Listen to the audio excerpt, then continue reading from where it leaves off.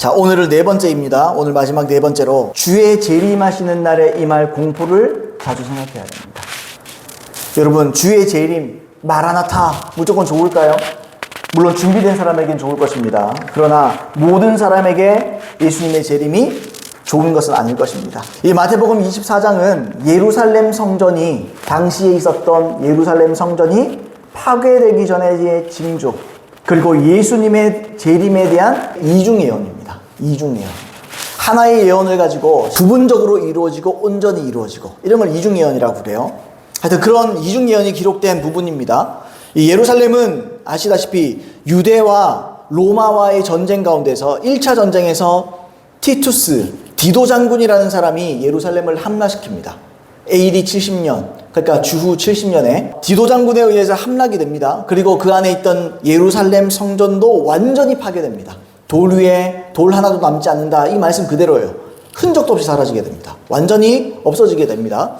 예수님은 이에 대한 징조에 대해서 지금 말씀을 하셨고, 동시에 예수님의 재림 때에 있을 징조에 대해서도 동시에 예언을 하시는 거예요. 지금 마태복음 24장은 아주 실력 있는 교수님이신데, 최갑종 교수님이라는 신학 교수님이 있습니다. 이분이 마태복음 24장의 내용에 대해서 이렇게 썼습니다. 예수께서 종말 설교에서 예루살렘 성전의 파괴를 말씀하시는지, 아니면 자신의 재림과 인류의 전체 종말을 말씀하시는지 정확하게 구분할 수는 없다. 제가 말씀드렸죠. 이 구분이 잘 안 됩니다. 부분적으로 이거는 재림이고, 이거는 이때 있었던 일이고, 그런데 그건 또 동시에 또 있을 일이에요. 여기서 분명한 점은 이제 이런 지적을 합니다. 제자들은 유대 종말 사상에 따라 이 두 사건을 분리시키지 않고 동시적으로 이해했다는 것이다. 당시의 제자들은 예수님의 예언을 이해했습니다. 이해를 했어요. 왜냐하면 유대교 안에서 예루살렘 성전, 하나님의 성전이 무너진다는 것은 유대교 신앙의 종결과 같습니다. 그러니까 세상이 없어지는 것과 똑같은 거예요, 자기들에게는. 종교와 나라가 연결되어 있는 좀 특이한 국가잖아요, 이스라엘은. 근데 그 신앙이 없어지고 무너졌다는 것은 그 나라가 없어지는 거고, 그 나라가 없어지는 것은 이 세상의 종말과 똑같은 거예요. 그러니까 그들이 이해를 할 수 있는 거죠. 그러니까 그들의 성전 파괴는 인류 전체의 종말과 다를 바가 없다, 이렇게 인식을 하고 있었다는 것 같습니다. 아무튼 이 마태복음 24장은 예수님이 재림하실 때에 우리가 무엇을 유념해야 되는가, 또 무엇을 생각해야 되는가를 분명하게 보여준다는 거예요. 그때 당시에 유대교 또는 유대교 안에 또 유대 나라 안에 기독교인들도 있잖아요. 그들은 이 말씀을 통해서 AD 70년경에 예수님의 말씀을 듣고 예수님의 말씀대로 행했어요. 그렇게 행해서 어려움을 이겨냈습니다. 근데 이게 아까 얘기했죠, 이중 예언이라니까요. 재림 때에 이게 또 일어날 겁니다. 재림 때에 우리는 예수님의 재림 때에 무엇을 유념하고 무엇을 생각해야 되는가. 첫 번째로, 마음의 초조함으로 인해 실족하고 미혹을 당하지 말아야 됩니다. 실족하지 말아야 되고 미혹도 당하지 말아야 됩니다. 4절로 14절 말씀 제가 한번 읽어볼게요. 4절로 14절 말씀 제가 읽어보겠습니다. 눈으로 따라 보실 수 있으면 한번 따라 같이 보실까요? 4절부터 14절. 예수께서 대답하여 이르시되 너희가 사람의 미혹을 받지 않도록 주의하라. 많은 사람이 내 이름으로 와서 이르되 나는 그리스도라 하여 많은 사람을 미혹하리라. 난리와 난리 소문을 듣겠으나 너희는 삼가 두려워하지 말라. 이런 일이 있어야 하되 아직 끝은 아니니라. 민족이 민족을, 나라가 나라를 대적하여 일어나겠고 곳곳에 기근과 지진이 있으리니 이 모든 것은 재난의 시작이니라. 그때 사람들이 너희를 환난에 넘겨주겠으며 너희를 죽이리니, 여기 너희는 예수 믿는 자들을 얘기하는 겁니다. 제자들을 얘기하는 겁니다. 너희가 내 이름 때문에 모든 민족에게 미움을 받으리라. 그때에 많은 사람이 실족하게 되어 서로 잡아주고 서로 미워하겠으며 거짓 선지자가 많이 일어나 많은 사람을 미혹하겠으며 불법이 성함으로 많은 사람의 사랑이 식어지리라. 그러나 끝까지 견디는 자는 구원을 얻으리라. 이 천국 복음이 모든 민족에게 증언되기 위하여 온 세상에 전파되리니 그제야 끝이 오리라. 그제야, 이거는 시작이다, 이런 얘기예요. 그러니까 지금 이런 환난들은 징조다, 징조의 시작이다. 양용희 교수님이 당시의 상황에 대해서 이렇게 설명을 했어요. 이들이 왜 이렇게 마음이 흔들리고 거짓 선지자, 거짓 그리스도가 나타났다 그러면 이 사람들이 왜 자꾸 그렇게 마음이 흔들렸는가? 당시의 상황에 대해서 이렇게 설명을 했습니다. 6절로 7절에 언급된 사회적 혼란과 자연재해에 대한 예수의 예고도 주 70년 성전이 파괴되기 전 상당 기간에 걸쳐 팔레스타인과 주변 세계에서 일어난 상황을 인상적으로 반영해 준다. 예를 들어 전쟁 소식과 전쟁 소문들은 파르티아 전쟁, 이게 주후 36년에 있었습니다. 파르티아 전쟁, 안티파스와 나바테아 왕 아레타스와의 전쟁, 이게 주후 36년에서 37년에 있었습니다. 그리고 일련의 지역 폭동들과 연관이 있고 곳곳에 있게 될 지진은 팔레스타인 지진, 예루살렘 지진, 이게 주후 62년에 있었던 것이 실제로 역사 문헌에 남아 있습니다. 빌립보 지진, 이 빌립보 지진은 뭐냐면 사도행전 16장에 나와 있는 지진이에요. 또 소아시아의 대지진, 이건 주 61년에 있었다고 합니다. 또 잘 아는 폼페이 지진, 이게 주 62년에 있었어요. 그래서 이런 것들과 연관이 있음을 부인하기 어렵다. 이처럼 주 70년이 이르기 전에 수많은 전쟁이 있었고 폭동이 있었고 수많은 지진이 있었고 여러 가지 혼란스러운 것들이 많이 있었다는 거예요, 당시에는. 그렇게 사람들이 이거 세상 끝나는 거 아닌가? 이제 끝나는 거 아닌가? 이런 마음을 품었다는 거예요. 그러니까 거짓 메시아, 가짜 그리스도, 예수님 말고 다른 내가 그리스도다, 내가 메시아다, 내가 이 땅 가운데 하나님 보내신 자다 말하면 사람이 속아버리는 거예요. 이처럼 주 70년 예루살렘이 로마의 디도 장군에 의해서 함락되고 성전이 파괴되기 이전에 수많은 징조가 있었음을 역사의 기록들이 말해줍니다. 따라서 이럴 때 수많은 유대인들이 세상의 끝인 줄 알고 거짓 선지자나 자칭 그리스도라 하는 사람들에게 미혹을 당할 위험에 처해 있었어요. 우리 옛날에 다미선교회라고 했었죠. 1908 몇 년도죠? 제가 초등학교 때인데 1900 몇 년도에 예수님이 재림하실 거라 그러면서 크게 문제가 됐잖아요. 그래서 저도 아파트 옥상에 옆집 형이랑 올라가서 하늘 쳐다보고 있었거든요. 밤 9시가 돼도 아무 일도 없고. 그랬던 기억이 나요, 제가 어릴 때. 그냥 그때 제가 예수 믿을 때는 아니지만 하도 사람들이 얘기하니까 다미선교회 이런 거 있었잖아요, 그죠? 그렇게 끝이다 그러면 사람들이 이제 불안해지는 거거든요. 자, 그런 일들, 그런 위험에 처해 있었습니다. 하지만 기독교인들은 예수님의 이 말씀을 통해서 미리 준비를 했다 그래요. 그래서 최갑정 교수님의 책에 읽어보면 기독교 교부들의 글에 의하면, 기독교 교부들이라는 말은 누구냐면 제자들, 예수님의 12제자에게서부터 배운 속사도라고 불리는 거예요. 그 다음 사도, 그걸 교부라고 부르거든요. 그들의 문헌을 보면은 아직 기록들이 남아있습니다. 여러분, 기독교가요 그냥 믿으라고 해서 억지로 믿는 게 아닙니다. 그런 걸 증명할 증거들이 있어요. 그래서 우리가 믿을 수 있는 겁니다. 자, 아무튼 기독교 교부들의 글에 따르면 주후 66년에 70년 전이죠. 유대인들이 로마 제국에 대항하는 독립전쟁을 일으켰을 때 예루살렘 교회를 중심한 유대인 기독교 신자들은 예루살렘의 멸망과 관련된 예수의 말씀을 기억하고는 이 전쟁에 직접적으로 관여하지 않고 주 68년 요르단강 서편의 펠라 지역으로 피신하여 생명을 보존했다. 그런 기록이 남아있다는 거예요. 그러니까 예수님의 이러한 것들을 기억하고 지혜롭게 행한 거죠. 이들이 지혜롭게 마음에 동심하지 아니하고 거짓 선지자나 어떤 진리의 새로운 진리다, 새로운 메시아다, 이런 게 안 속았어요. 예수님의 말씀을 미리 기억하고 이것을 붙잡고 도망쳐버린 거예요. 우리가 재림 때 똑같이 해야 됩니다. 예수님의 재림 때가 되면 그 징조들이 있을 거예요. 지금도 조금씩 있죠. 지진도 나고 뭐도 나고 이런 일들이 있잖아요. 근데 이것 때문에 마음 흔들리면 안 돼요. 아직 때가 아니에요. 이제 시작이에요, 시작. 그래서 이들이 지혜롭게 예수님의 말씀을 붙들고 자기의 목숨을 보존했지요. 이런 것처럼 우리도 마찬가지라는 거죠. 그래서 예수님은 환란이 시작되어도 이제 시작에 불과하니까 성도들의 마음이 흔들리지 않도록 경계했다. 그런 말입니다. 자, 예수님은 환란 때 성도들이 당할 어려움에 대해서 비교적 자세히 설명을 하셨습니다. 6절부터 12절을 제가 다시 한번 읽어보겠습니다. 난리와 난리 소문을 듣겠으나 너희는 삼가 두려워하지 말라. 이런 일이 있어야 하되 아직 끝은 아니니라. 민족이 민족을, 나라가 나라를 대적하여 일어나겠고 곳곳에 기근과 지진이 있으리니 이 모든 것은 재난의 시작이니라. 자, 9절부터 이제 우리가 앞으로 겪게 될, 그들이 겪었던 일들에 대해서 예수님이 미리 말씀하셨습니다. 그때 사람들이 너희를 환난에 넘겨주겠으며 너희를 죽이리니 너희가 내 이름 때문에 모든 민족에게 미움을 받으리라. 그때 많은 사람이 실족하게 되어 서로 잡아주고 서로 미워하겠으며 거짓 선지자가 많이 일어나 많은 사람을 미혹하겠으며 불법이 성함으로 많은 사람의 사랑이 식어지리라. 자, 재난이 시작되면 이제 세상의 끝이라고 생각하는 수많은 사람의 마음에 불안함과 초조함이 생기게 될 거다.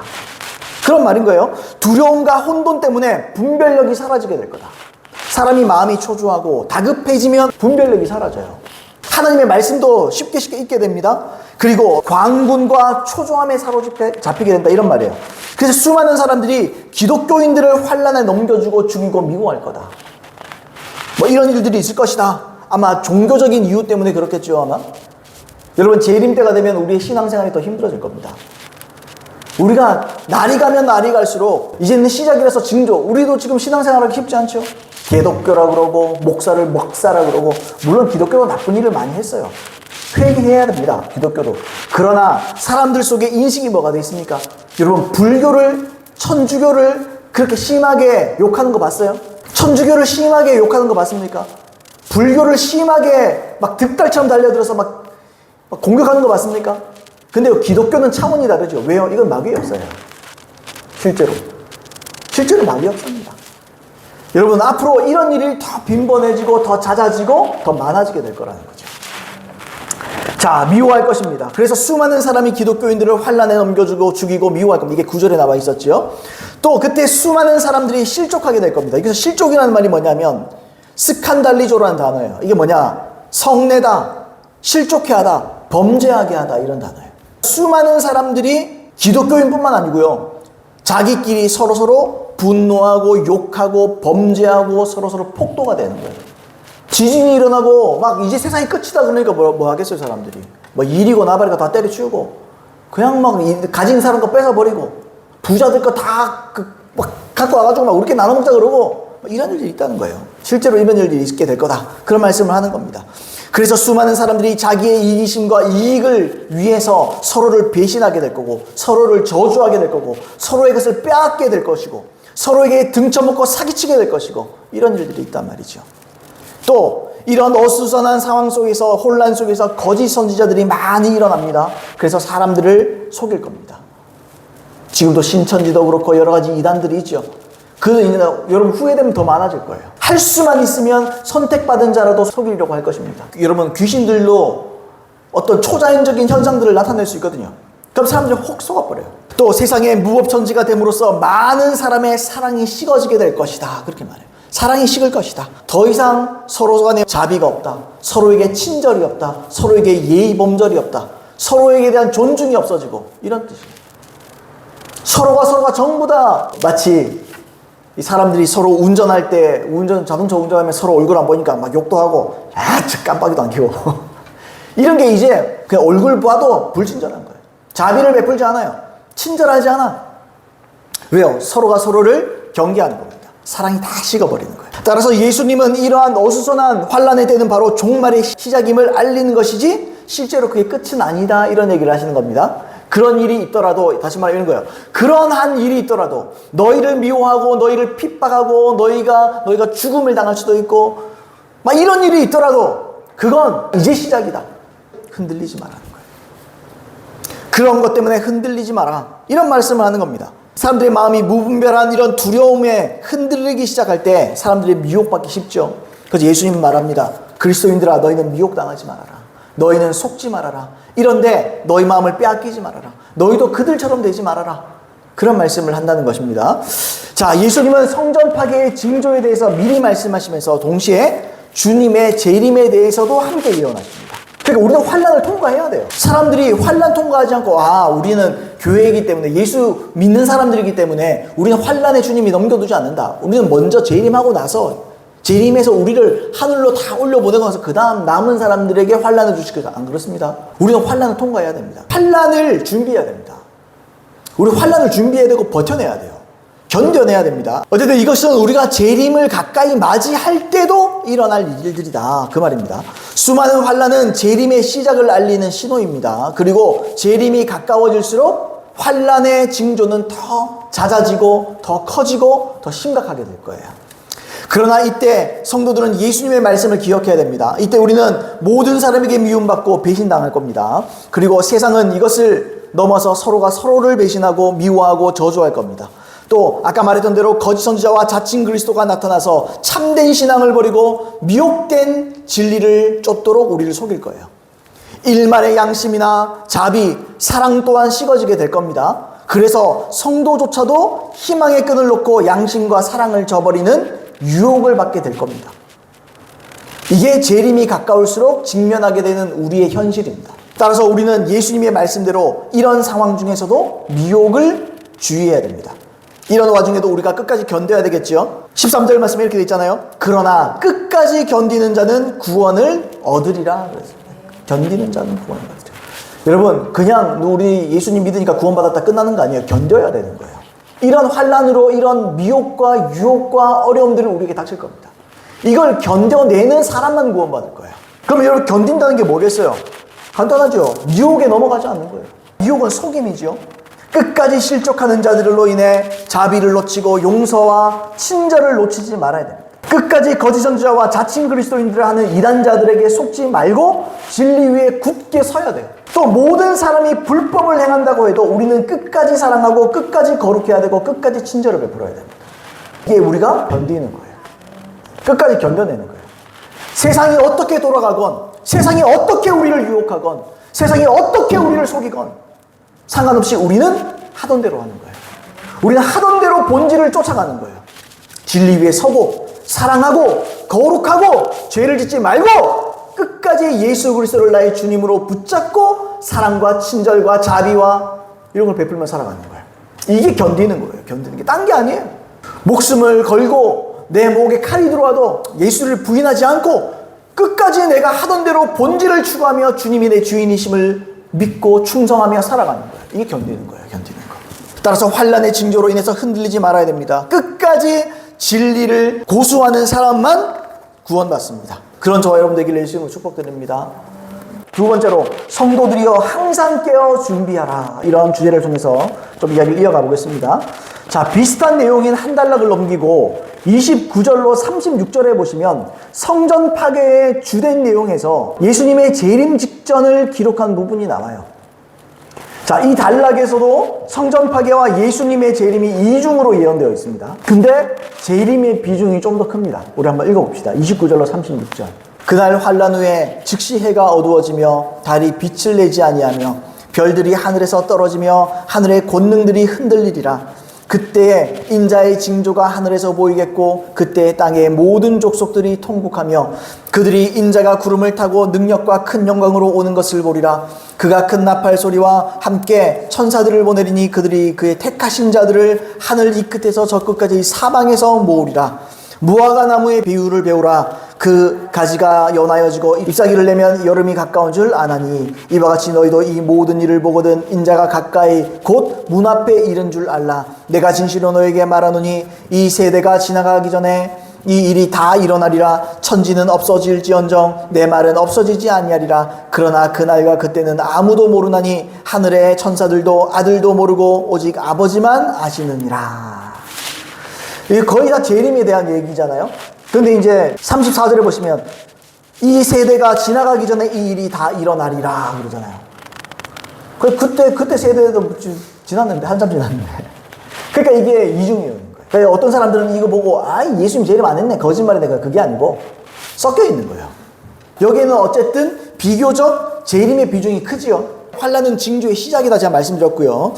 이러한 징조가 시작된 것을 알고 흔들리지 말고 아까 앞에서 말했어요. 세상의 여러 미혹을 이기고 진리 위에 서서 견뎌내야 됩니다.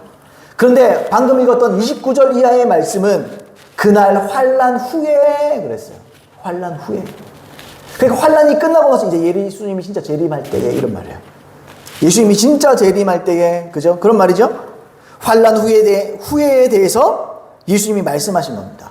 자, 이 말씀을 좀 기억해 두시고요. 그 다음에 사도 바울이 데살로니가 후서에 보시면 이런 말씀을 했어요. 이렇게 썼습니다. 데살로니가 후서 2장 1절로 4절 말씀에 형제들아 우리가 너에게 구하는 것은 우리 주 예수 그리스도의 강림하심과 우리가 그 앞에 모임에 관하여 영으로나 또는 말로나 또는 우리에게서 받았다 하는 편지로나 주의 날이 이르렀다고 해서 쉽게 마음이 흔들리거나 두려워하거나 하지 말아야 한다는 것이라. 영으로나 너희가 무슨 계시를 받았냐, 또는 사람들에게 말로 들었느냐, 또 우리에게서 편지로 받았을 때 주의 날이 지금 이제 임박했다, 이런 말을 너희가 듣더라도 쉽게 흔들리지 마라, 미혹당하지 마라, 흔들리거나 두려워하지 마라, 이런 말입니다. 3절, 누가 어떻게 하여도 너희가 미혹되지 말라. 먼저 배교하는 일이 있고 저 불법의 사람 곧 멸망의 아들이 나타나기 전에는 그날이 이르지 아니하리니 그는 대적하는 자라 신이라 불리는 모든 것과 숭배함을 받는 것에 대항하여 그 위에 자기를 높이고 하나님의 성전에 앉아 자기를 하나님이라 내세우느니라. 이렇게 돼 있어요. 자, 이런 환난과 임박했다라는 소리를 듣더라도 마음 흔들리지 마라. 아직 때가 안 찼다. 그때 어떤 일이 있느냐? 두 가지 일이 있다. 3절 하반절의 말씀에 보세요. 3절, 누가 어떻게 하여도 너희가 미혹되지 말라. 자, 뭐가 돼 있어? 그래서 먼저 배교하는 일이 있고, 배교가 뭡니까? 내가 믿는 하나님에게서 등 돌린다는 거죠. 배교. 근데 여기서 말하는 배교는 뭡니까? 집단적 배교예요. 그래서 단체적으로 교회가 하나님을 배반하는 일이 있을 것이다, 이런 말이에요. 아직 그런 때는 아니고, 근데 보세요. WCC, NCCK 보세요. 그게 배교의 역사거든요. 지금은 그런 일들이 조금씩 일어나고 있죠. 때가 되면 단체적으로 일어날 겁니다. 더 단체적으로, 더 집단적으로 일어나게 될 겁니다.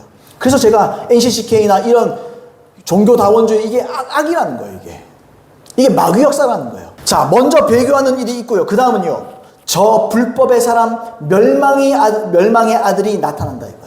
어떤 사람일 거예요? 어떤 사람인지 아직은 몰라요. 근데 이 사람은 어떤 사람이죠, 여러분? 그는 대적하는 자라. 누굴 대적하기 위해서? 하나님을 대적하는 사람이에요. 그러면서 신이라 불리는 모든 것과 숭배함을 받는 것에 대항하여 그 위에 자기를 높이고 하나님의 성전에 앉아. 이게 앞으로 성전이 회복될 것이다, 성전이 다시 세워질 것이다, 난 그건 잘 모르겠어요. 근데 이 사람은 결국 자기를 하나님으로 내세우는 사람이다. 사람들에게 납득을 할 정도가 될 거예요. 그러니까 이게 악인인데 악인인지 몰라요. 그런 사람이 앞으로 나타나게 할 겁니다. 자기가 악인이라고 그랬어요. 자기는 하나님 같고, 이 사람은 고상한 사람일 거고, 사람들에게 존중받는 사람일 거고, 어떤 사람일지 몰라요. 어떤 사람이 뭐 교황이라고 하는데 난 뭐 그건 아닌 것 같아요. 교황 이상의 어떤 이 지구상에 있는 종교에 으뜸이 되고자 하고 으뜸이 되는 사람, 그 스스로를 하나님이라고 사람들에게부터 칭함을 받을 만할 정도로 그런 사람이 될 거예요. 이스라엘 세워지게 될 거예요. 자, 이런 사람이 나타나게 될 거다. 그러니까 이거 이전에는 환난의 징조들이지 아직 그건 끝이 아니다, 이거죠. 근데 이 두 가지가 우리의 인생 가운데 나타나면 이제 재림이 다 된 거예요. 이때는. 우리가 불안해하지 않아도 되잖아요. 아직 지진이 있고 뭐 이렇게 해도 막 불안하고 속고 막 혼란에 빠질 필요 없잖아요. 이런 일들이 아직 안 일어났다. 아직 끝까지 주님을 붙잡고 아직 속을 필요 없다. 집단적이고 단체적인 기독교 안에서의 배교의 역사가 일어나게 될 거다. 두 번째, 불법의 사람, 멸망의 아들이 나타나서 하나님의 성전에 앉아서 스스로 하나님이라고 말하기 전까지 아직 재림에 가까운 때는 아니다. 임박한 때는 아니다. 이런 말입니다. 그래서 징조로 인해서 흔들리지 말라는 말을 사도 바울도 했다는 거예요. 그게 예수님의 똑같은 말이죠. 예수님처럼 사도 바울 역시 성도들이 미혹을 받지 않도록 주의시킵니다. 자, 오늘 함께 살피고 있는 마태복음 24장 15절에도 이렇게 기록되어 있어요. 15절, 그러므로 너희가 선지자 다니엘이 말한 바 멸망에 가증한 것이 거룩한 곳에 선 것을 보거든 잃는 자든 깨달을진저. 이게 방금 말했던 데살로니가 후서 2장의 말씀과 똑같은 거죠. 여기서 멸망에 가증한 것이 뭡니까? 이게 불법의 사람이에요. 이게 멸망의 아들입니다. 이들이 거룩한 곳에 선 것을 보거든. 거룩한 곳이 어디겠어요? 잘 모르겠어요. 그 진짜 예루살렘 성전인지 그건 저도 모르겠습니다. 저는 개인적으로 모르겠습니다만, 아무튼 이런 멸망에 가증한 것이라고 부르지만 이런 사람이 올 거예요. 이 내용이 바로 데살로니가 후서 2장 3절로 4절의 내용입니다. 그러니까 환난을 통해서 재림의 징조를 보여도 그것은 시작이니까 아직 불안할 때가 아니다. 두려움에 사로잡히지 말아라. 그렇게 흔들려 미혹당하지 말아라. 이렇게 말을 하고 있는 줄 믿습니다. 자, 그러면 집단적인 배교와 불법의 사람, 멸망의 아들이 오기 전까지 우리는 그냥 편안하게 그냥 살면 됩니까? 인생을 즐기면서 편안하게 살면 됩니까? 자, 보세요. 뒤이어서 오늘 아까 읽었던 말씀에 뒤이어서 37절로 44절에 예수님 이런 말씀을 하셨어요. 노아의 때와 같이 인자의 임함도 그러하리라. 홍수전에 노아가 방주에 들어가던 날까지 사람들이 먹고 마시고 장가들고 시집가고 있으면서 홍수가 나서 그들을 다 멸하기까지 깨닫지 못하였으니, 홍수가 진짜 나가지고 멸하기까지니까 이 사람들이 진짜 멸함을 당하는, 죽임을 당하는 그때서야 이제 사람이 아는 거예요. 그러니까 우리는 예상하지 못한다는 거죠.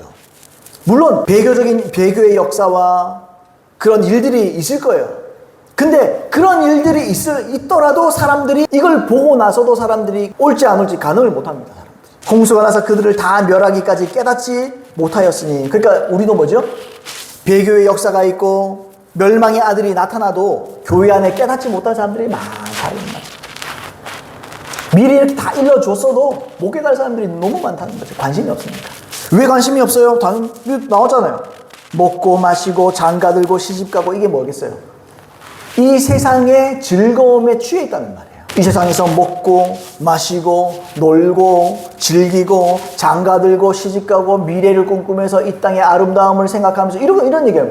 이 땅의 미래를 꿈꾸며, 이 땅의 찬란한 미래, 이 땅에서의 이생의 좋은 것들을 꿈꾸며, 이런 말이에요. 그런데 이렇게 되면, 다시 말해, 세상을 즐거움으로 인식하고 세상의 이생을 즐기는 그런 이생에 초점 맞추고 살아가는 인생들은, 그게 그리스도인이라고 할지라도 그렇게 살아간다면 예수님의 재림이 와도 모른다는 거예요. 임박해도 모른다는 거예요.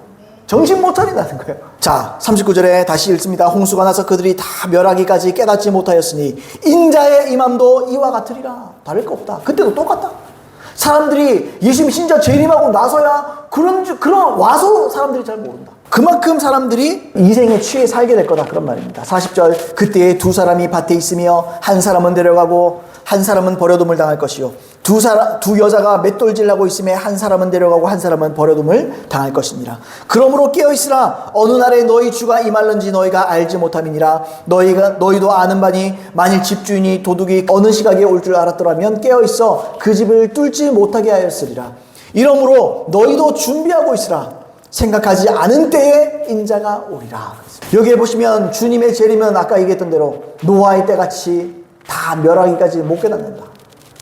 배교하는 역사가 있고 멸망의 사람이 막 칭송을 받고 이런 일이 있더라도 모를 사람은 모를 것이다. 생각하지도 못할 때 갑자기 도둑처럼 임한다. 그런데 밭에 있던 두 사람, 그리고 맷돌질하는 두 사람이 있으면 그 중에 한 사람씩만 데려가고 한 사람은 남겨둠을 당하죠. 이게요, 신자와 불신자를 구분하는 게 아니에요. 이 두 사람이 같은 일을 하는 한 그룹이에요. 교회를 말하는 거예요. 그러니까 교회 안에서도 어떤 사람은 버려둠을 당하고 어떤 사람은 데려감을 당하는 거예요. 어디서요? 교회 안에서도요. 따라서 성도들 중 징조를 보고도 마음이 흔들리지 않더라도, 잘 살아왔더라도, 이 땅에 흔들리지 않냐고 하나님의 말씀대로 살더라도 이생에 초점을 맞추고 살면 안 돼요. 이생의 미련을 버려야 돼요. 예수님의 재림을 준비하고 살아가야 돼요. 그래서 자신을 예수님의 재림을 그렇게 준비하지 않고 이생에 매인 사람은 결국에 버려둠을 당하게 된다. 징조 때에 하나님 말씀대로 잘 살 수 있잖아요. 흔들리지 않았어요. 다 좋아요. 근데 그러면서도 그 속에서 이 땅에 아직 때가 아니라, 이 땅에 주님이 하시던 일도 있지만 우리도 이 땅에서 어떻든 먹고 살고 해야 되니까 잘 살자. 이 땅에서 희망을 두고 살아보자. 그게 나쁜 건 아니죠. 자기 할 일을 하고 사는 게. 근데 그게 주가 되면 안 되는 거예요. 그게 주가 되면 버려둠을 당하는 거예요. 그러면서도 종말론적인 신앙을 갖고 살아가야 되는 거예요. 항상 준비하고 살아가야 되는 거예요. 마태복음 24장 전체를 보시면요, 너희도라는 말이 3번 나옵니다. 33절 그리고 43절로 44절입니다. 마태복음 33절, 이와 같이 너희도 이 모든 일을 보거든 인자가 가까이 곧 문 앞에 이른 줄 알라. 너희도 이런 일이 있거든, 이런 일을 보거든 문 앞에 이른 줄 알라. 다 왔다는 걸 알아라. 그러니까 이 말이 뒤집어 말하면 뭐겠어요? 너희도니까 제자들 중에서 이걸 모를 사람들이 많다는 거예요. 이 43절로 44절, 너희도 아는 바니 만일 집주인이 도둑이 어느 시각에 올 줄 알았더라면 깨어있어 그 집을 뚫지 못하게 하였으리라. 이러므로 너희도 준비하고 있으라. 생각하지 않은 때에 인자가 오리라. 예수 믿는 너희도 준비하지 않을 사람들이 많을 것이라는 말이죠. 너희 속에서도 너희도 생각하지 않을 때에 인자가 올 거라는 거예요. 너희가 상상도 못할 때에 올 거라는 말이죠. 불신자에게만 말하는 거 아니에요. 지금 이 말씀은 제자들에게 말하는 거고 우리 믿는 자들에게 말하는 거예요. 내가 이겨냈어도 세상의 미련을 버려. 이생을 버리고 살아. 천국갈 또는 재림의 준비를 하면서 살아야 돼. 깨어 있어야 되는 거야. 예외 없이 너희도 그 징조를 깨달아 인자의 재림을 준비해야 된다. 성도들 중에서도 버림을 당할 사람이 있다. 그럼 성도들은 이 생에서 미련을 두고 세상의 기준에 자기를 맞춰서 살아서는 안 된다. 그래서 깨어 있어야 된다는 거죠. 그럼 우리는 그렇게 생각할 수 있어요. 내 때문에 재림 오겠나? 내가 아무리 봐도 아직은 단체적인 집단적 배신, 배반, 배교 행위도 없고, 멸망에 사람이 설 거라 그러는데 아직 그럴 때도 아닌데, 그때 되면 하지 그때 되면 깨어있지 이럴 수 있잖아요. 근데 여러분, 저는 무엇보다도 성도가 깨어있어야 될 이유는, 성도는 재림을 준비하면서 동시에 자신이 재림 전에 죽는다면 심판대에 서야 될 것이기 때문이라고 저는 생각해요. 그러니까 우리는 재림만 준비하면 되는 게 아니에요. 우리는 재림을 경험하지 못할 가능성이 많을 거예요. 몰라요. 더 절대 올 수도 있고, 몰라요, 그거는. 근데 이제 확률적으로 얘기하면, 근데 보세요, 여러분. 당시에 주 70년, 또는 이 성경을 마태복음을 쓴 게 주 70년경 이후거든요. 그때에 예수님이 재림할 확률이 많습니까? 지금 예수님이 재림할 확률이 더 많습니까? 그때 재림하실 확률이 많았습니까? 지금 예수님이 재림할 확률이 더 많습니까? 지금이죠, 지금. 그렇지 않나요? 2000년 지나버렸는데요. 1975년 지나버렸는데요. AD 70년을 70 빼면은, 그죠? 2025년이니까. 지금은 그때보다 더 좋은 말이에요. 말세지 말이에요, 우리는. 근데 그 이후에는 얼만큼 갈지는 몰라요. 그러면 여러분, 이 사람들이 재림 준비했던 우리는 재림 준비해야 됩니까? 안 해야 됩니까? 지금보다 2000년 해야지. 2000년 지나버렸는데. 그때 그 사람들이 재림 준비를 했으면 우리는 더 해야 되는 거예요. 더 해야 되는 거. 이해되세요? 그때보다 예수님이 재림하실 확률이 더 높은 거예요, 지금은. 여러분, 그러므로 깨어있기를 예수님을 축복드립니다. 그러면은, 근데 그 확률을 어떻게 믿어요? 그때보다 그렇다 해도 언제 올지 모르잖아. 그럼 탱자탱자 살면 됩니까? 죽으면 심판 앞에 설 건데. 재림이 오던, 아니면 재림이 오기 전에 내가 죽던, 우리는 어쨌든 심판 앞에 서는 거예요. 그러니까 우리는 준비해야 된다니까요. 마지막으로 그러면 본문에서 깨어 있어야 한다는 말은 어떤 의미인가? 요것 좀 살펴보고 우리 끝냅시다. 그러면 본문에서 깨어 있으라 말한다고요. 깨어 있어야 한다. 그런 말을 한다고요. 우리 45절로 51절 한번 보겠습니다. 충성되고 지혜 있는 종이 되어 주인에게 그 집사람들을 맡아 때를 따라 양식을 나눠줄 자가 누구냐? 주인이 올 때에 그 종이 이렇게 하는 것을 보면 그 종이 복이 있으리로다. 내가 진실로 너에게 이르노니 주인이 그의 모든 소유를 그에게 맡기리라. 만일 그 악한 종이 마음에 생각하기를 주인이 더디오리라 하여 동료들을 때리고 술친구들과 더불어 먹고 마시게 되면 생각하지 않은 날 알지 못하는 시각에 그 종의 주인이 이르러 엄히 때리고 외식하는 자가 받는 벌에 처하리니 거기서 슬피 울며 이를 갈리라. 슬피 울며 이를 간다는 것은 수고죠. 하나의 수고입니다. 지옥 간다는 말입니다. 그죠? 하나님의 영생에 들어가지 못하고 영벌에 처하게 된다는 말을 표현하는 거예요. 자, 이게 24절의 결론에 해당하는 말씀입니다. 결론입니다. 결론. 이 말의 결론인데 여기서 예수님께서 뭐라 그래요? 충성되고 지혜 있는 종을 찾습니다. 예수님. 앞에 있는 많은 내용들을 통해서 결국 예수님이 찾는 게 뭐냐? 충성되고 지혜 있는 종이 되어. 야, 너희들 중에서 충성되고 지혜 있는 종이 되어서 있을 사람이 누구냐 이거죠. 그런 얘기하는 거죠. 이 종은 주인이 올 때, 예수님이 재림하실 때 복된 사람이 될 거다. 구원받는 사람. 여기서 복은 구원이에요. 구원받는 사람이 될 거다 이런 말입니다. 다시 말해서 예수님의 재림을 준비한 사람은 어떤 사람이냐? 충성되고 지혜 있는 사람입니다. 재림 준비한 사람이 누구냐 이거예요. 재림 누가 재림을 준비한 사람이 결국 누구냐? 충성되고 지혜 있는 사람입니다. 근데 이 사람은 어떤 사람이에요? 주인의 집사람들에게 때를 따라 양식을 나눠주는 사람입니다. 양식을 나눠주는 사람입니다. 두 가지로 볼 수 있죠. 첫 번째, 이들은 먼저 충성, 곧 자신들이 맡은 하나님께서 맡기신 일에 최선을 다하고 지혜롭게 그 일을 행하는 사람입니다. 자, 근데 여러분 기억하셔야 돼요. 여기서 지혜는요, 단순히 지식이나 정보가 많고 수완이 좋고 이런 거 얘기하는 거 아니에요. 성경에서 지혜는 뭐죠, 여러분? 지혜는 하나님의 말씀과 거룩한 양심에 맞게 행동한다는 말이에요. 지혜는 똑똑한 거 아닙니다, 단순히. 지혜는 단순히 슬기로운 거 아닙니다. 지혜는요, 양심적인 겁니다. 지혜는요, 성경적인 겁니다. 그게 지혜예요, 성경에서. 여호와를 경외하는 것이 지혜의 근본이라고 그러잖아요. 자문에서. 여호와를 경외하는 것, 하나님 말씀을 경외하고 주님을 두려워할 줄 아는 것, 주님을 두려워하면서 자신이 맡은 일을 행하는 것. 게으르지 못하지. 충성해야지. 주님 나 보고 계십니까? 그리고 양심에 맞게 해야죠. 주님께서 우리의 피로 우리의 양심을 깨끗하게 하셨잖아요. 그런 거룩한 양심에 맞게 행동하는 것. 이들은 하나님이 맡기신 사랑과 자비와 섬김에 충성되고 양심적이고 지혜롭습니다. 이런 사람 찾는 거예요. 다시 말하면 이런 사람만 구원받는다 이 말이에요. 여러분. 이런 사람이 구원받는 거예요. 양심적인 사람. 하나님 말씀에 최선을 다하는 사람. 이런 사람이 구원받는 거예요. 아무나 구원받는 거 아니에요. 두 번째는, 첫 번째는요, 다시요, 충성되고 지혜로운 사람. 두 번째는요, 이들은 어떤 사람이냐? 겉으로만 신용하는 사람들이 아니에요. 이들은 외식자가 아닙니다. 이들은 마음과 뜻과 정성을 다해서 하나님과 영혼들을 섬기고 실제로 사랑하는 사람이에요. 실제로 사랑하는 사람. 왜냐하면 51절에 뭐라고 되어 있었습니까? 51절 기억하십니까? 어미 때리고 외식하는 자가 받는 벌에 처하리니. 이들이 뭐죠? 외식자라는 말이에요. 그러니까 충성되고 지혜로운 자의 반대말이 누구냐? 외식하는 사람들이란 말이에요. 지금 51절에 준비하지 않은 악한 종들에 대해서 외식하는 자가 받는 벌에 처하리니 이렇게 말하잖아요. 또 아시죠? 수요예배도 제가 말씀드렸는데 24장의 내용이요, 24장의 근전 문맥인 23장의 내용이요, 전부 다 서기관과 바리새인들의 외식에 대해서 또 있는 장입니다. 그리고 마태복음 25장 말미에 보시면요, 예수님이 오셔가지고 인자가 자기 영광으로 모든 천사와 함께 올 때 자기 영광의 보좌 앞에 앉으리라. 그리고 모든 민족을 모으고 사람들을 구분해서 모아요. 사람들 속에서 사람들 다 모읍니다. 그리고 양과 염소를 구분해요. 근데 여러분, 양은 어떤 사람인지 아세요? 양은요, 40절 말씀에 오른쪽에 있는 사람이 양이거든요. 이들 의인이에요. 그러니까 의인이 그러는 거예요. 예수님이 뭐라 그러느냐?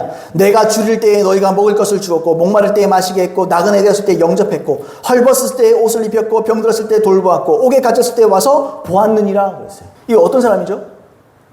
선을 실천한 사람들. 외식한 사람들 말고, 말로만 번지르하게 하는 사람 말고, 진짜 돕는 사람, 진짜 실제로 돌봐주는 사람, 진짜 먹이는 사람, 아픈 사람 있으면 실제로 신방 가서 기도해 주는 사람, 이런 사람이 의인이에요. 그리고요, 그 다음은 누구겠어요? 의인, 악인은 이제 왼편에 있는 자들이죠.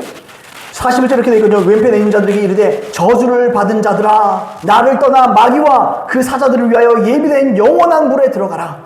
내가 줄일 때에 너희가 먹을 것을 주지 아니하였고, 목마를 때에 마시게 하지 아니하였고, 나그네 되었을 때에 영접하지 아니하였고, 헐벗을 때에 옷 입히지 아니하였고, 병들었을 때와 옥에 갇혔을 때에 돌보지 아니하였느니라 하시니, 그들이 대답하여 이르되 주여, 우리가 어느 때에 주께서 줄이신 것이나 목마른 것이나 나그네 되신 것이나 헐벗은 것이나 병든 것이나 옥에 갇히신 것을 보고 공양하지 아니하는, 언제 내가 안 섬겼습니까? 언제 주님이 나 근처에 와서 그런 일 하신 적 있습니까? 45절, 이에 임금이 대답하여 이르시되 내가 진실로 너에게 이르노니 이 지극히 작은 자 하나에게 하지 아니한 것이 곧 내게 하지 아니한 것이라. 여기서 작은 자가 누구냐면 앞에 있는 문맥에 보시면요, 가난한 자, 목마른 자, 배고픈 자, 이런 자들이에요. 마태복음 25장 내용도요, 열처녀 비유도요, 단순히 기름 준비하는 게 아니에요. 단순히 기름 준비한 자만이 천국잔치 들어가네 우리 찬양하잖아요. 여기서 말하는 건요, 문맥 그 자체가 23장, 24장, 25장이 다 보여준 게 뭐죠? 실천하냐 안 하냐는 거예요. 외식하느냐 진짜로 그 일을 하느냐 이 말이에요. 그러니까 기름 준비하는 게 뭐예요? 기름 준비는 단순히 기름이 아니에요. 단순히 성령 충만이 아니에요. 실천했느냐 안 했느냐. 신앙이라는 등불이라는 신앙을 갖고 있는데 그 속에 기름을 채워놨느냐, 그 신앙 안에 실천이 담겨 있느냐, 이걸 말하는 거예요. 여러분, 등불이 있잖아요. 등불에 기름이 없어도 겉으로는 등불이에요. 그러니까 겉으로는 등불이고 역할을 할 것처럼 보이잖아요. 근데 안에 알맹이가 없잖아요. 신앙은요, 겉으로 보기엔 있어 보일 수 있어요. 근데 신앙 안에 실천이 함께 있지 않다면 그 신앙은 가짜라는 거죠. 그 깨어 있어야 된다는 게 뭡니까? 깨어 있어야 한다는 게 딴 게 아니에요. 새 계명을 충성되고 지혜롭게 신용만 하지 말고, 말로만 하지 말고 행함과 진실함으로 실제로 행하는 거예요.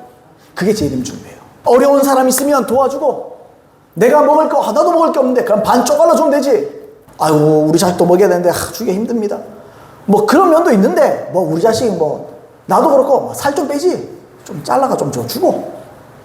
여러분, 그 심는 대로 거두는 거예요. 심는 대로. 무엇으로 심든지 그대로 거두리라. 또 많이 심는 자는 많이 거두고 적게 심는 자는 적게 거두리라. 우리 삶에 왜 복이 없을까요? 하나님께서 왜 우리에게 복을 못 줄까요? 청지기가 못 되는 거예요. 내가 맡아가지고 나만 먹으라고 준 게 아니에요.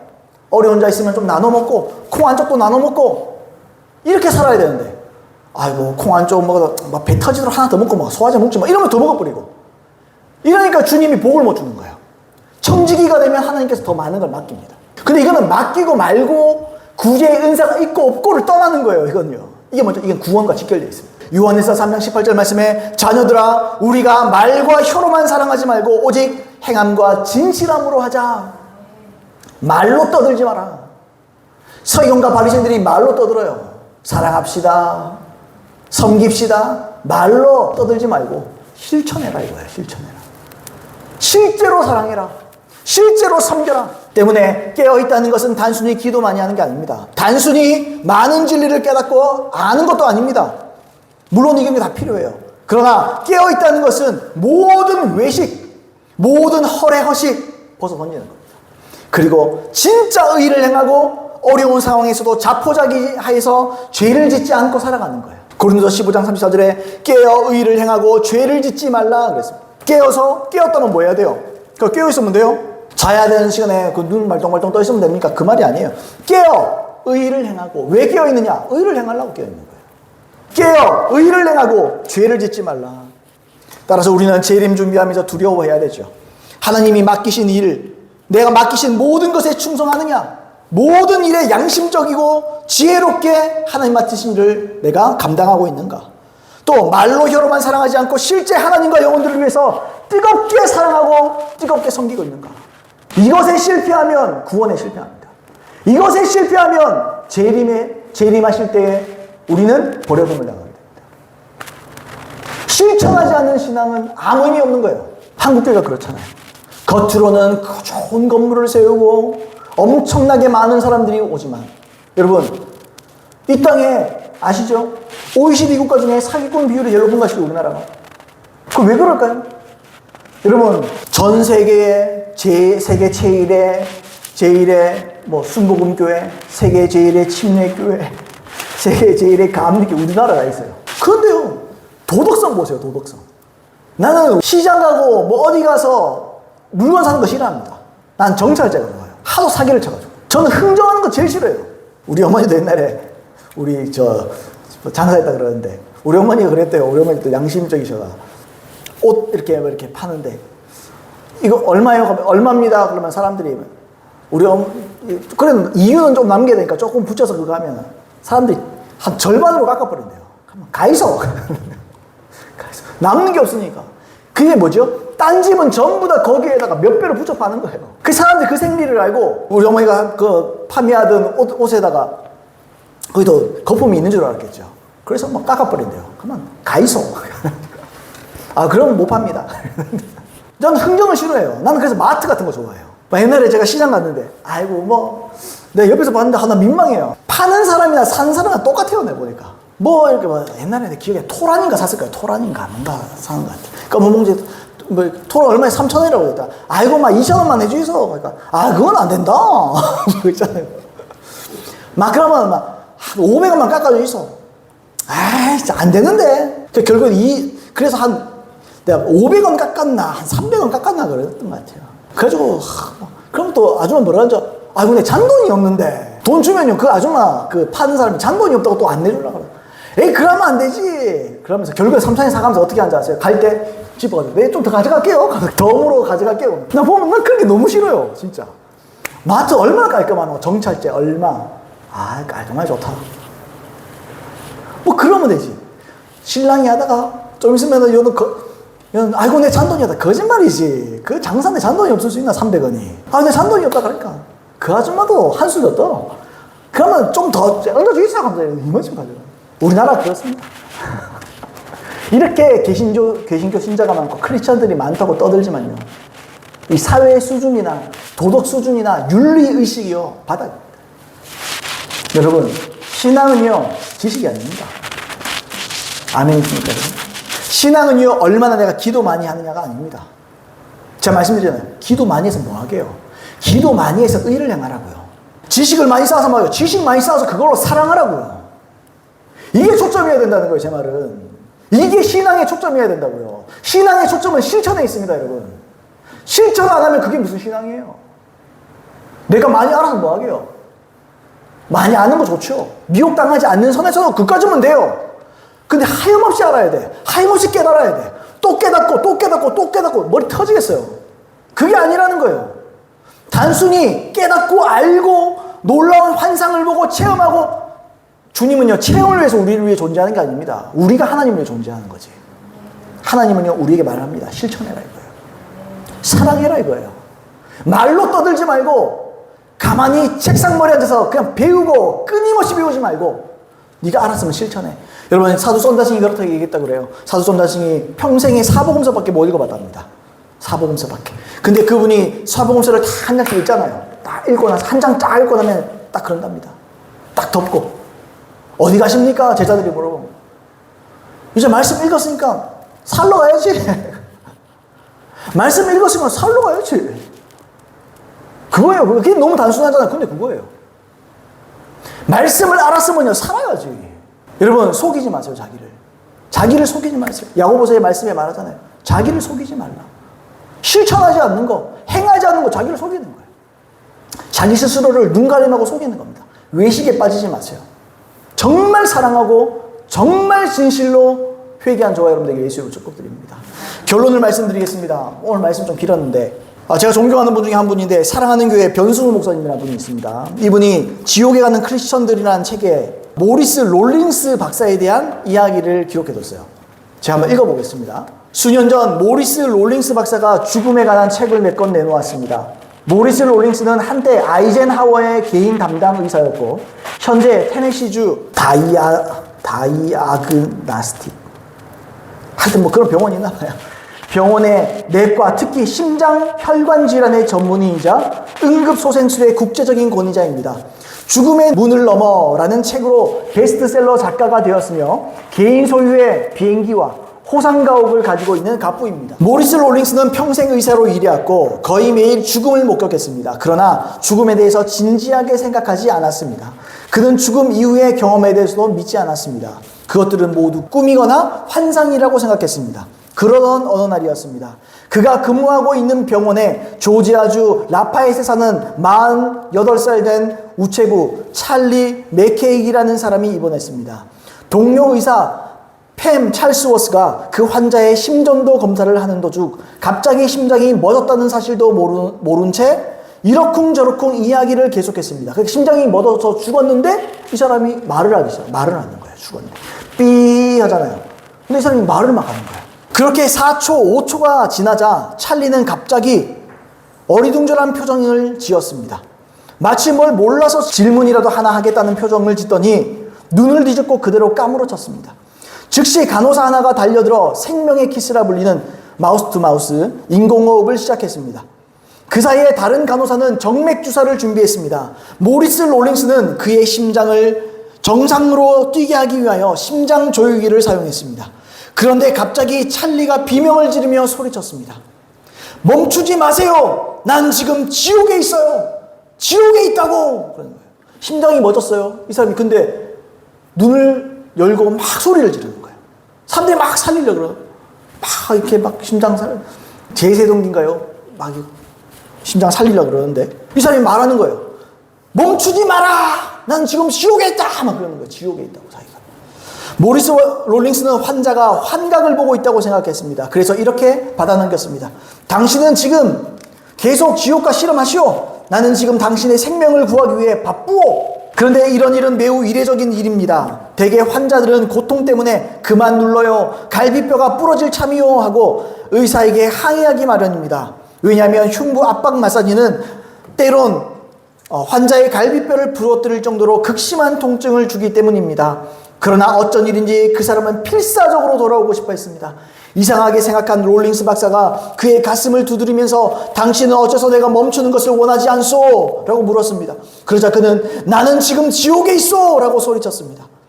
지옥으로 가게 될까봐 무서워한다는 뜻이군. 박사의 말에 그는 아니요! 나는 지옥에 있어! 나를 가게 하지 마시오! 제발 나를 보내지 마시오! 내 말을 이해 못하겠소? 나는 지금 지옥에 있어. 당신이 소생법을 멈출 때마다 나는 다시 지옥에 간단 말이오. 제발 나를 지옥에 다시 보내지 말아주시오. 막 사람이 비명을 까무러치고 막 비명을 지르면서 막 소리를 지르는 거예요. 모리스 롤링스는 지금까지 죽음에 다가가는 많은 환자들의 항변을 무시해왔습니다. 그러나 이 환자는 매우 심각했습니다. 무엇보다도 그는 그 환자의 얼굴을 보고 깜짝 놀랐습니다. 왜냐하면 지난 25년 동안 사람의 얼굴에서 그토록 무서워하는 모습을 본 적이 없기 때문입니다. 그의 얼굴은 공포에 질려 있었고 평생 그토록 무서워하는 얼굴의 모습을 본 적이 없을 정도로 그렇게 두려워하는 기색이 역력했습니다. 그는 서둘러 환자를 살리려는 노력을 계속했습니다. 그때 갑자기 환자가 내가 어떻게 하면 지옥에서 나갈 수 있겠소? 하고 공포에 질려 소리를 질렀습니다. 그는 기도를 해보는 것이 어떻겠냐고 말해주었습니다. 그랬더니 이번에는 자신을 위해 기도해달라고 요구했습니다. 당황한 박사는 나는 목사가 아니요 라고 투덜대며 대답했습니다. 그러다가 간호사들의 따가운 눈총에 밀려 그는 마지못해 기도문을 선창했습니다. 따라서 하세요. 하나님의 아들 예수여, 저를 지옥에서 구해주십시오. 만약 제가 다시 산다면 당신을 위해 살겠습니다. 그 환자는 이 기도를 필사적으로 따라했습니다. 그러자 기적이 일어났습니다. 그는 진정되었고 곧 정상이 되었습니다. 그리고 다음날 그 환자의 방에 갔을 때 그 환자는 성경을 구입해서 읽고 있었습니다. 이것은 실화이며 모리스 롤링스에게 큰 충격을 주었습니다. 그래서 그는 죽음에 관해서 의사로서가 아니라 한 인간으로서 깊은 관심을 갖게 되었습니다. 그리고 이것이 계기가 되어 죽음에 대한 본격적인 연구를 하기 시작했습니다. 그는 다음 두 가지 방법으로 죽음에 관해 연구했습니다. 첫째로, 병원에서 임상적인 죽음을 경험한 사람들을 찾아가 그들의 경험담을 듣고 그들을 서로 비교 연구하였습니다. 그 결과 그는 그들의 경험이 서로 매우 유사하고 일정한 공통점들을 가지고 있다는 것을 발견하게 되었습니다. 그는 평소 두세 사람이 유사한 꿈을 꾸는 것이 가능하다고 생각했습니다. 그러나 죽음에서 살아난 환자들이 본질적으로 같고 연속적인 꿈을 꾸는 것은 불가능하다고 판단하게 되었습니다.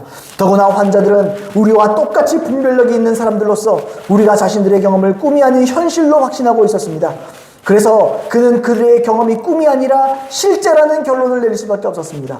둘째로, 세계 여러 종교들의 경전을 구해서 읽고 서로 비교해보기 시작했습니다. 그는 유대교의 율법과 탈무드, 회교도의 경전 코란, 옛 인도의 성전 베다, 우파니샤드, 힌두교의 브라만, 조로아스터교의 경전과 주석서인 젠드 아베스타, 공자의 어록, 자하나교의 아가마, 불경의 불경, 일본의 신도 고지키, 노자가 제창한 도교, 논어를 포함한 많은 종교의 신성한 책들의 많은 이론들을 열심히 비교하고 분석했습니다. 그 결과 그는 한 책이 죽었다 살아난 환자들의 죽음 후의 경험을 가장 잘 묘사하고 있다는 것을 알게 되었습니다. 그 책은 바로 기독교의 성경이었습니다. 이처럼 연구한 결과 그는 기독교가 유일한 참된 종교라는 것을 확신하게 되었습니다. 그래서 본래 기독교인이 아니었던 그는 연구가 끝난 후 독실한 기독교인이 되었습니다. 이로보건대 성경에 나오는 천국과 지옥에 대한 이야기는 결코 비실제적인 것이 아닙니다. 그것은 사실을 묘사하는 것입니다. 여러분, 이 사람은요 지금 기독교인으로서 기도하다가 입신하거나 환상을 본 게 아니에요. 이 사람은 비기독교입니다. 그리고 죽었어요. 이 사람이 진짜 지옥을 간 거예요. 눈앞에 지옥이 자꾸 펼쳐지는 거예요. 그러니까 이 사람이 너무너무 두려운 거예요. 너무너무 두려운 거예요. 근데 임상적인 죽음을 경험한 사람들이 의외로 많다는 거죠. 그리고 이 사람이 심장 전문이니까 심정이 멎으면 다 죽으니까 이런 사람들을 더 접할 기회가 많겠죠. 근데 그 사람들에게 전부 다 물어본 거예요. 근데 전부 다 일치하는 거예요. 전부 다 지옥을 보고 오고 기독교인들은 천국을 보고 오는 거예요. 이게 서로 짠 것도 아니고 꿈이라는 게 한두 사람 같은 건 꿈을 수 있어도 이게 단체적으로 이렇게 지옥을 보든지 천국을 보고 오니까 이 사람이 너무 놀란 거예요. 여러분, 이처럼 4, 5세기이면 진짜 있습니다. 목사님이 죽어봤어요? 뭐 죽었다가 꼭 제가 심장이 멈춰야 되겠습니까? 똥인지 된장인지 이거 보면 알잖아요. 그죠? 그리고 우리는 우리의 삶에 따라서 영생 혹은 영벌에 처하게 됩니다. 우린 가게 돼요. 나는 안 믿어. 그건 자기 믿음이고. 여러분, 우리의 믿음과 상관없어요. 그러니까 우리가 기독교적인 신앙을 얘기하는 게 아니고 내가 천국을 믿니 지옥을 믿니 그거랑 상관없어요. 죽으면 심판이 있고요. 그 외에는 영생과 영벌이 있습니다. 그런 차원에서 여러분, 우리가 우리 스스로 영원한 운명을 우리가 결정짓는 거예요. 하나님은 여러분들에게 구원의 기회를 열어두셨습니다. 하나님 예수님이 여러분 손 앞에 손을 내밀고 계십니다. 그걸 붙잡고 회개하고 그분을 마음에 모여드리세요. 그리고 그분을 쫓아 사는 것입니다. 여러분 그러므로 두려움을 갖기를 예수 이름으로 축복드립니다. 두려움은 축복입니다. 두려움은 일종의 축복입니다. 두려움은 은혜예요. 은혜는 우리를 도와주는 게 은혜죠. 두려움은 우리를 도와줍니다. 우리를 각성시킵니다. 우리로 교훈합니다. 우리로 책망합니다. 우리로 떨게 만듭니다. 그래서 우리를 바른 길로 가게 만들어줍니다. 여러분 두려움의 은혜를 오늘 받으시기를 축복드립니다.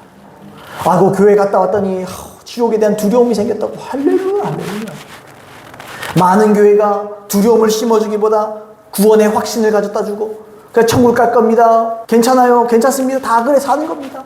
그래도 우리는 예수님이 이렇게 우리가 엉망으로 사도 우리 예수님의 피가 우리를 덮어서 우리가 천국 가게 될 겁니다. 구원의 확신을 가지세요. 화 있을진저. 거짓말입니다. 거짓말입니다. 죄 짓는데 누가 용서해 줍니까? 죄를 회개해야 용서해 주는 거지.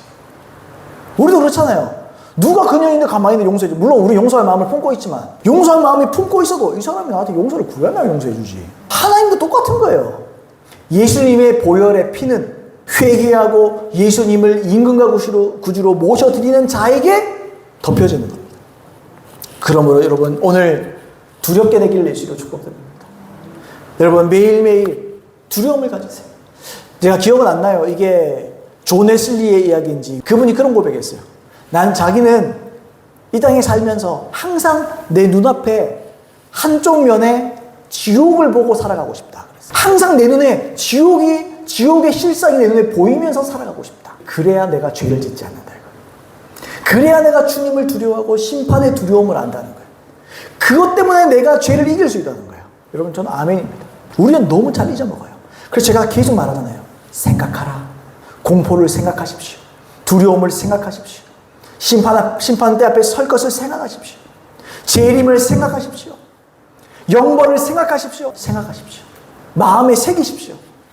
그렇게 살아야 됩니다. 그런 저와 여러분 되길 예수님으로 축복드립니다. 그래서 천국에 합당하게 되는 저와 여러분 되길 예수님으로 축복드립니다. 오늘 말씀이 길었으나 여러분들에게 피가 되고 살이 되고 중요한 말씀이기 때문에 이 말씀을 통해서 여러분 속에 각성이 일어나기를 예수님으로 축복드립니다. 우리 잠깐 들은 말씀 기억하면서 내게 은혜를 베풀어 주셔서 두려움의 은혜가 있게 하여 주시옵소서. 성령은 여호와를 경외케 하는 신이십니다. 하나님을 두려워하게 만듭니다. 주님 심판을 두려워하게 만들어 주시옵소서. 주님의 재림을 두려워하며 재림 때에 버려둠을 당할까 주님 두려워할 수 있는 우리들 되게 도와 주시옵소서. 우리 이렇게 잠깐 기도하겠습니다.